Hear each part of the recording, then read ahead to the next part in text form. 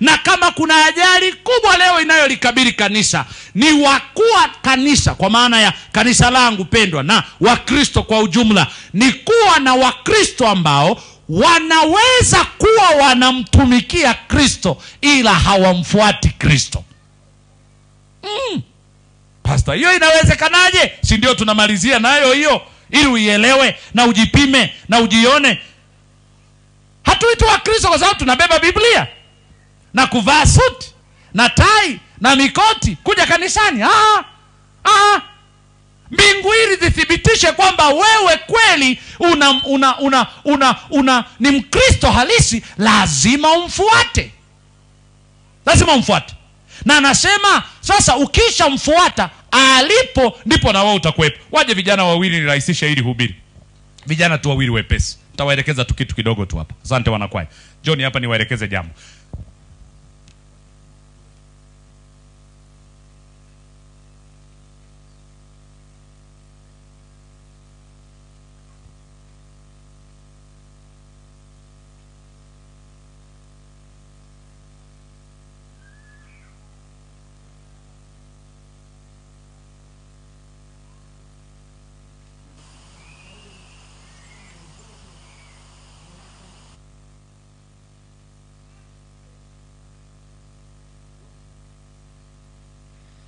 Haya, sikilizeni. Nilikuwa nawaelekeza maelekezo. Ni rahisi tu. Yaani hii sehemu ya pili tunaifupisha. Huyu hawezi kuwa Yesu, ila tunataka tumtumie kama mfano wa nani? Wa Yesu, ambaye anasema mtu akinitumikia na afanyeje? Kwa hiyo huyu ndiye anasema tumfuate. Sasa huyu ni moja ya watu walioamua kuitikia kumtumikia na kumfanyaje?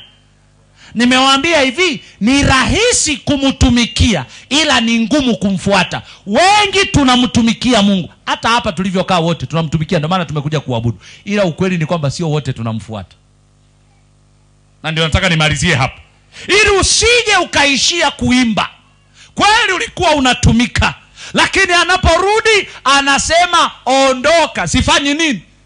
Sikujui. Alafu unaanza kueleza. Hata kwenye uzinduzi wa Kapili Point baba nilikuwepo. Anasema ni kweli ulikuwepo, ila shida ulikuwa haunifuati, ila ulikuwa unanitumikia. Na sharti nasema anayeamua kunitumikia ahakikisha ananifuata. Haya, Yesu anaanza safari na huyu jamaa anamfuata. Kumfuata Yesu. Na katika kumfuata Yesu, endelea kusikiliza na maelezo yangu huku naangalia vitendo. Sio wewe unayeamua mambo, ni Yesu anayeamua mambo. Kazi yako ni kuangalia Yesu ameamua nini. Alo? Jamani, kumfuata Yesu ni shughuli. Kuna saa Yesu atataka uchuchumae na wewe unasema miguu inauma. Wewe unajielewa? Yesu akisha chuchumaa, kazi yako ni kufanyaje?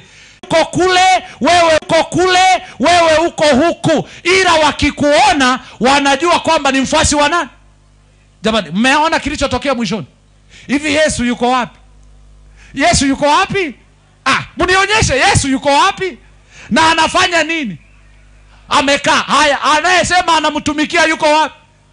Anafanya nini? Vijana, Mungu awabariki, mnaweza mkarudi mkakaa. Ninawatia moyo mchana wa leo, tumfuate Yesu. Sasa naomba nimalizie hivi. Unaweza ukarudi rafiki yangu. Asante sana. Naomba nimalizie hivi. Kwenye wanafunzi wa Yesu, kwenye kile kitabu cha Mathayo, utasoma kwa muda wako, ni story inafahamika sana. Mathayo sura ya 26.